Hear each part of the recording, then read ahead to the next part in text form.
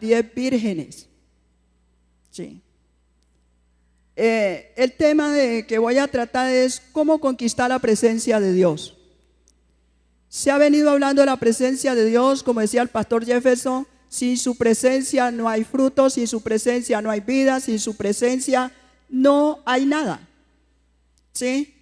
Y nosotros podemos decir que amamos a Dios, que caminamos con Dios, que adora a Dios, que sirve a Dios, pero déjeme decirle que muchos le sirven al Dios de la obra, pero no conocen al dueño, al patrón. Sé cómo usted está trabajando en una empresa, pero nunca ha podido conocer al jefe. Un tiempo atrás, yo estaba en la iglesia como líder, como tesorera, y trabajaba duro al lado de mis pastores. Pero llegó un momento de un sacudión en la iglesia. Y la verdad que yo le oraba a Dios y yo le decía: Señor, ¿por qué las cosas a mí no se me dan? ¿Por qué no salgo del mismo entorno? ¿Por qué mi situación personal, económica es tan terrible?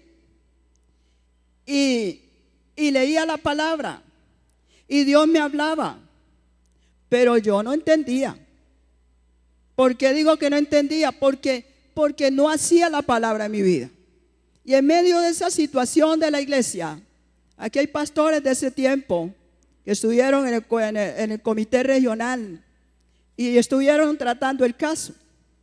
Y en esa vez la iglesia le dio por pedirme como pastora. De la iglesia donde estaba salía el pastor y mandaron una carta pidiéndome como pastora. Resulta que me metieron en el problema más serio y fue terrible. Mas sin embargo, cuando nuestro apóstol hizo la visita, él, como siempre, era un militar. Y empezó Dios a usarlo de una forma dura, bien dura. Pero mientras él estaba allí, él le decía a la iglesia: ustedes no huelen, no tienen olfato. ¿Usted qué estudio tiene? Y yo le dije: segundo de escuela. ¿Sí se fijan lo que están pidiendo? Pues si no quieren seguir, hagamos una bodega, alquilemos para una bodega de papa. Mientras él hablaba, yo solo apretaba la mano de mi esposo porque sentía que me desmoronaba. Porque yo sabía que era campesina, yo sabía que no tenía estudio, yo sabía que venía de una familia muy pequeña, yo sabía que no tenía ninguna opción para llegar al ministerio.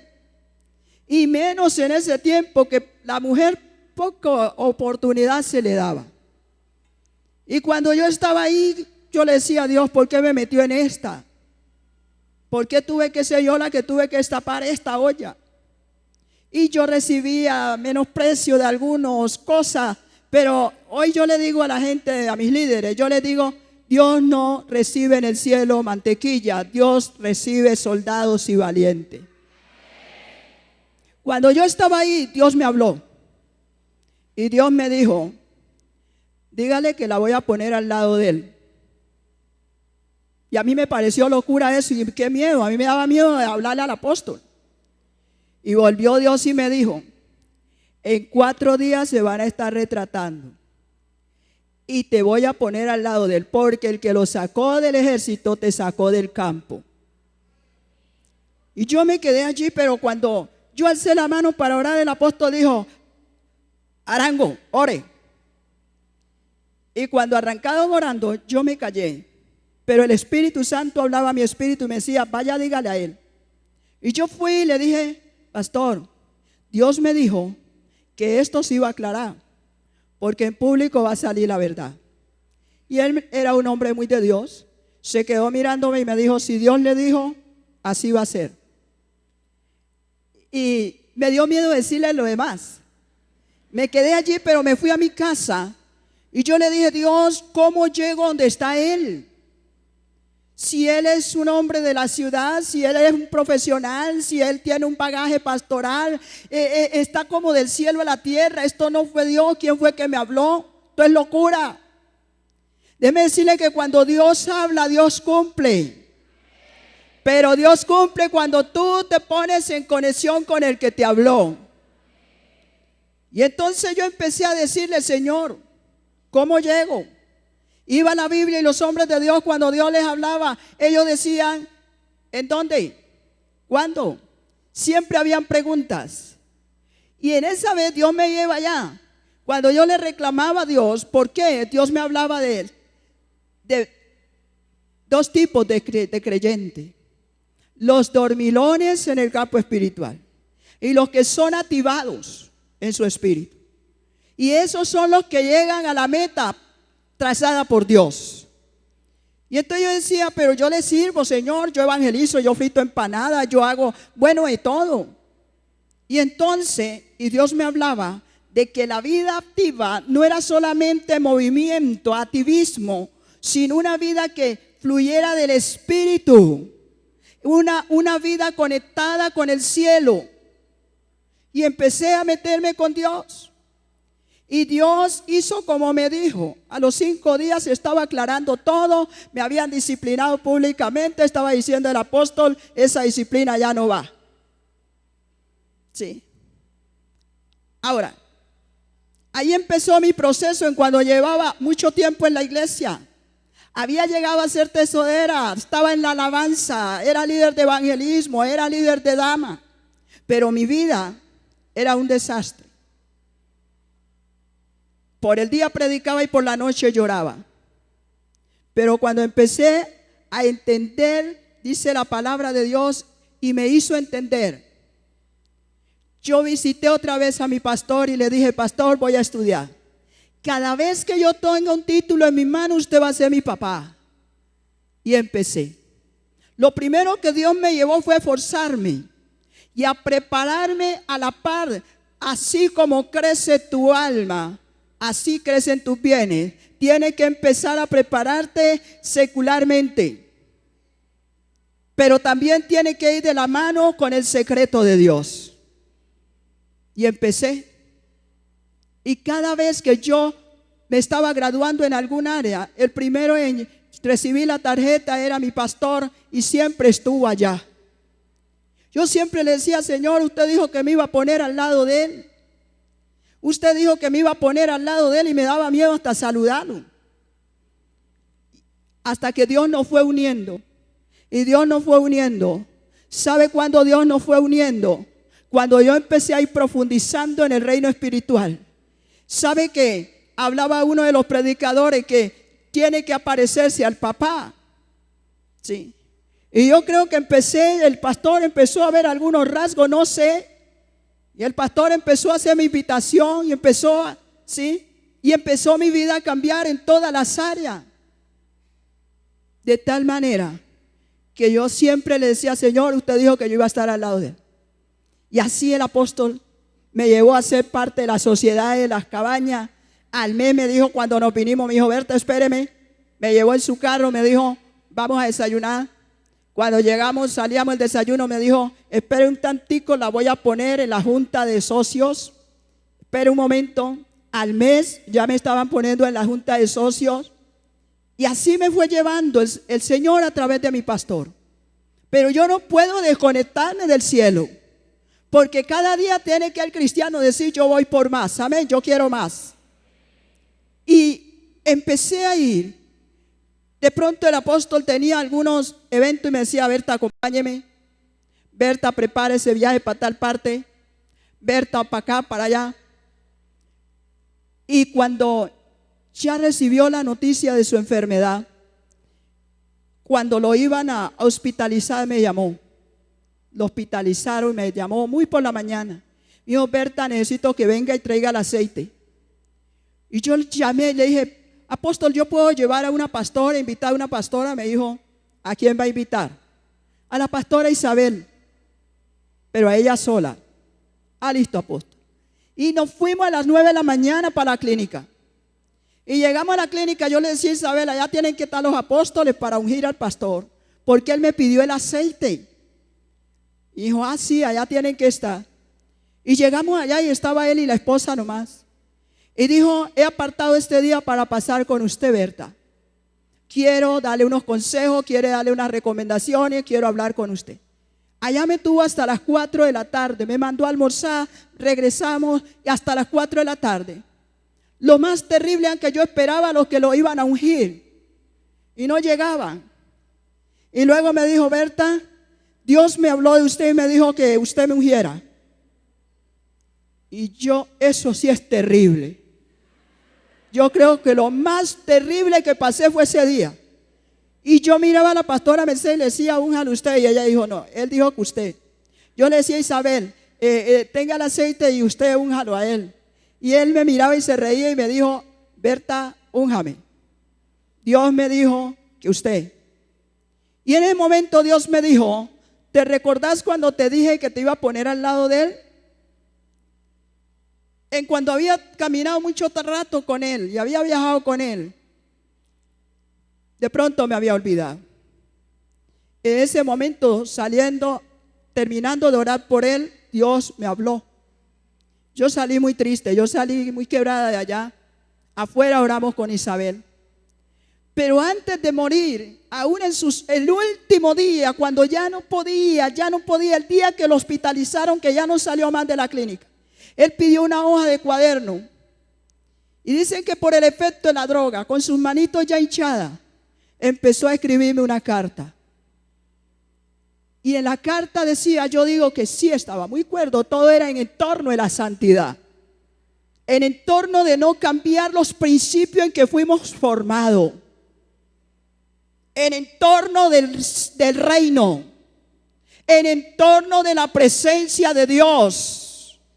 Y me decía lo que me dijo el primer día cuando yo lo veía muy bien. Me dijo: te estoy dejando una puerta abierta. Y en esa carta me decía: no te desconectes del cielo, porque mientras permanezca conectada, la puerta permanece abierta. No solo una puerta, sino muchas puertas. Y tengo algo para decirle a los pastores y a los líderes. Él me dijo por 3 veces: yo si me voy, me llevo el manto.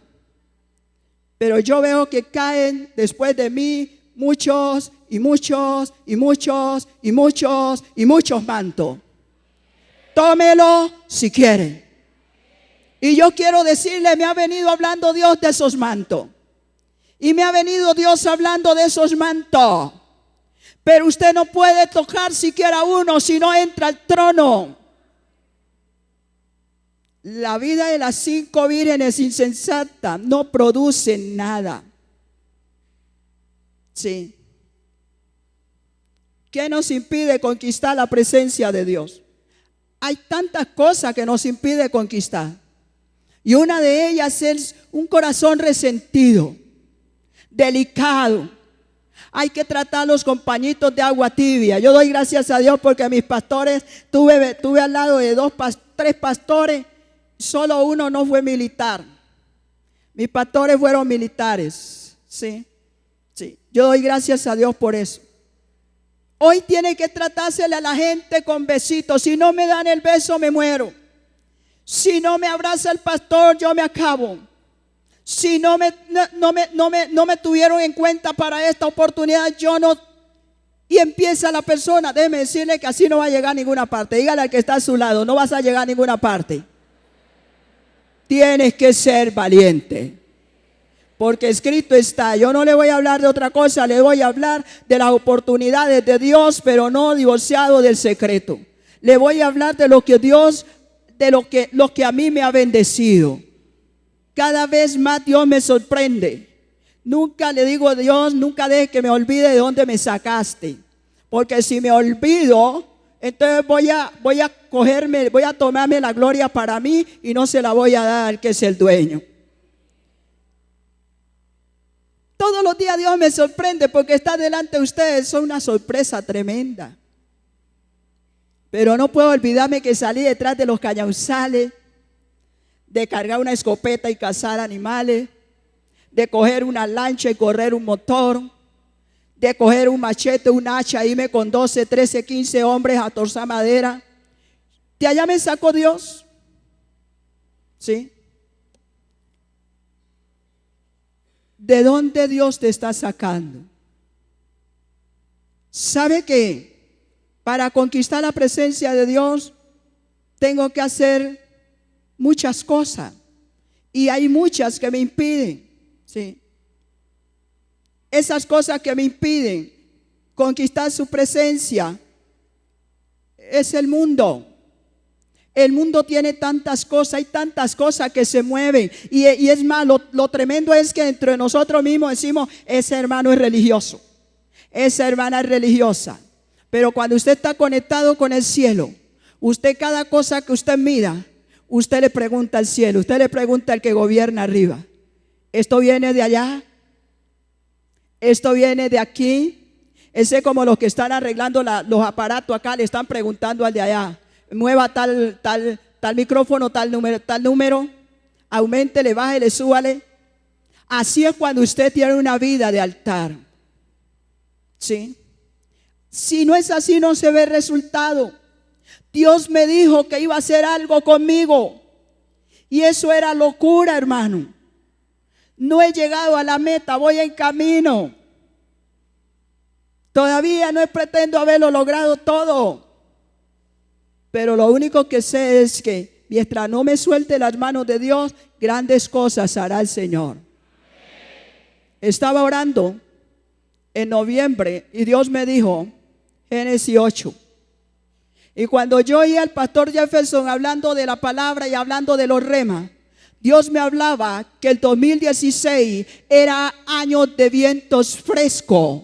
Era el viento a favor. Lo que el diablo, lo que el ventarrón, lo que el huracán se te había llevado. En este 2016 Dios me decía, vuelve a la mano de la iglesia. Puertas que para otros habían estado cerradas, a usted se le van a abrir. Años de sorpresa, años de impartimiento, años de fluir del Espíritu Santo.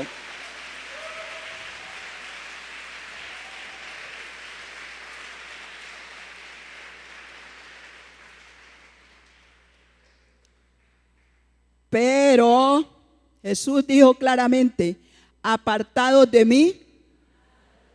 Sí. El mundo, dice la Biblia en Cantares 2:15, case la zorra. Hay zorritas pequeñas. Cazaron la zorra, porque esas pequeñas zorras se tiran las grandes viñas. Aquí hay grandes ministerios en potencia. Sí. Pero las pequeñitas zorras, la altivez, el orgullo, la rebeldía, la arrogancia, el mover la lengua donde no tiene que moverla. Hay tantas cosas que el mundo ofrece. Y para buscar comodismo, a veces vamos a mirar a otro lado. Usted tiene un pastor, tiene una iglesia. A veces llega gente pastoreada por la radio, pastoreada por otros, pastoreada por lo que oye. Tremendo. Gente tomando determinaciones que no son, dice la Biblia. Vaya acabando con eso, case la zorra. En otras palabras, destruya eso. Lo que no glorifica a Dios, lo que no viene del cielo, no le sirve. Rompa con la doble vida, rompa con la liviandad. Hay personas y uno ve en la iglesia, yo le preguntaba a Dios, ¿por qué tanta gente, hasta profesionales? ¿Por qué su vida cristiana, su nivel espiritual es tan pobre? ¿Por qué le entrega una casa de bendición, uno le entrega 8 y terminan diciendo, ay, solo tengo el anfitrión? Porque el anfitrión no puede huir y dejar su casa. Terminan solo con el anfitrión. ¿Sí?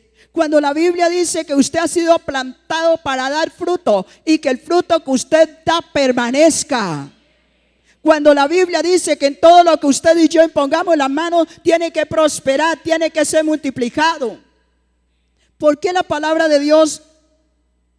Más bien hago una pregunta. ¿Para cuántos la palabra de Dios es infalible? ¿Para cuántos la palabra de Dios es verdad? Para mí es verdad y es infalible. Si la Biblia dice que todo lo que usted emprenda le da bien, entonces ¿por qué a algunos no les va bien? Tras de ir para adelante andan como el cangrejo para atrás, para un lado, para otro, pero nunca enfocan el camino. Sí. Deje a un lado, rompa con la liviandad. Tengo que hacer para conquistar su presencia. Tengo que tener una actitud de rompimiento, de abandono total. ¿Sí? Abandono total. Abandono hasta de amistades. Van a haber amistades que le van a decir a usted, usted volvió loco. Y dentro de la misma iglesia, habían hermanas, las de arriba, que me decían, ay, yo a usted no le doy la mano porque usted huele a manteca. No, yo a usted no la saluda porque usted huele a pura fritanga. El día que me llamaron para orar por mí, yo no sabía que me iban a mandar la obra. Y yo estaba fritando mi empanada en la iglesia. Y me llamaron. Me limpié con el delantal y salí para ver para qué me llamaba el pastor. Y era para orar por mí, para mandarme a abrir la iglesia donde Dios hoy me tiene. ¿Sí? Hay gente que quiere, hermano, quiere corona, quiere cetro de rey, quiere trono, pero no quiere ver la cruz. No quiere oír la palabra muerte. Encontramos tanta gente cazando títulos. Perdóneme la expresión. Aquí en la cruzada, en la región de nosotros, en el distrito de nosotros no hay. Gracias a Dios. Yo necesito estar en los 12. Yo necesito hacer parte del presbiterio. Yo necesito estar en la alabanza. Yo quiero ministrar la danza. Pero a mí lo que la palabra de Dios me dice, vaya y haga discípulo. Eso me dice Dios, Mateo 28:20, la parte B dice la palabra. Vaya y haga, dice la palabra de Dios. Y cuando usted y yo hayamos enseñado y hayamos hecho lo que Dios nos dijo, dice el Señor, y yo estaré con usted hasta el fin del mundo. Y a su nombre, en todo lo que haga, por donde pase, mi presencia irá contigo. Mi presencia irá contigo. ¿Sí? Porque usted está dispuesto a hacer como Dios quiere, no como usted quiere. Una actitud de arrepentimiento, de rompimiento, de morir, ¿sí? En 1 Corintios 15:36 dice necio. Sí. Lo que tú sembraste no se vivificará si no muere primero. Lo que tú sembraste no se vivificará si tú no mueres primero. Queremos levantar un semillero de alma. Queremos casa, carro y beca. Queremos tantas cosas, pero no queremos morir. ¿Usted imagina donde yo me hubiera resentido?